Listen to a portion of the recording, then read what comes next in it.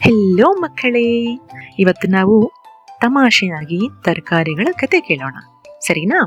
ಅಲ್ಲೊಂದು ನೆಲ್ಲಿಕಾಯಿ ಅಂತ ಊರು, ಈಚಲು ಹಣ್ಣಂತ ಮನೆ, ಆಲೂಗಡ್ಡೆ ಅಂತ ಅಜ್ಜಿಗೆ ಬದನೆಕಾಯಿ ಅಂತ ವಜ್ರ ಸಿಕ್ತು. ಅದನ್ನ ಕುಂಬಳಿಕಾಯಿ ಅನ್ನೋ ಕೊಠಡಿಯಲ್ಲಿ ಇಟ್ಟು ಹಿರೇಕಾಯಿಯಷ್ಟು ಬೀರುವಾದಲ್ಲಿ ತಾಳೆಕಾಯಿಯ ಬೀಗ ಹಾಕಿ ಲಾಕ್ ಮಾಡಿದ್ಲು. ಆ ಕುಂಬಳಕಾಯಿ ಕೊಠಡಿಗೆ ಕಳ್ಳೆಕಾಯಿಯಷ್ಟಿರೋ ಬೆಕ್ಕು ಕಾವಲಿ ಇತ್ತು. ಇದನ್ನೆಲ್ಲ ನೋಡುತ್ತಿದ್ದ ತೊಂಡೆಕಾಯಿಯಷ್ಟಿರೋ ಕಳ್ಳೆಕಾಯಿಯಷ್ಟಿರೋ ಬೆಕ್ಕಿಗೆ ಕಾಲು ಸೇರು ಹಾಲಲ್ಲಿ ಚಿಟಿಕೆಯಷ್ಟು ಮತ್ತು ಬರುವ ಔಷಧಿ ಕೊಟ್ಟು ನಿದ್ರಿಸಿದ.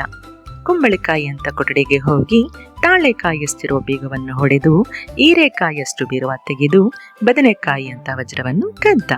ಅದನ್ನೆಲ್ಲ ಗಮನಿಸಿದ ಆಲೂಗೆಡ್ಡೆ ಅಂತ ಹಚ್ಚಿ ಕಲ್ಲಂಗಡಿಕಾಯಿ ಅಂತ ಪೊಲೀಸ್ ಸ್ಟೇಷನ್ಗೆ ಹೋಗಿ ಪಡವಲಕಾಯಿ ಅನ್ನೋ ಪೊಲೀಸ್ಗೆ ಆಗಲಕಾಯಿಯಷ್ಟು ಕಂಪ್ಲೇಂಟ್ ಕೊಟ್ಲು. ಆಗ ಪಡವಲಕಾಯಿ ಪೊಲೀಸ್ ಗೋಡಂಬಿಯಷ್ಟಿರೋ ಜೀಪನ್ನು ಹತ್ತಿ ಲವಂಗದಷ್ಟಿರುವ ಲಾಠಿ ಹಿಡಿದು ತೊಂಡೆಕಾಯಿಯ ಕಳ್ಳನನ್ನು ಬಂಧಿಸಿದ.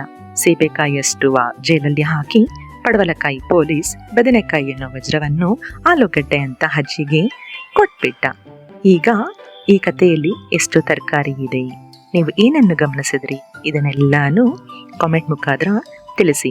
ಮತ್ತೆ ಸಿಗ್ತೀನಿ, ಸರಿನಾ? ಬಾಯ್ ಮಕ್ಕಳೇ.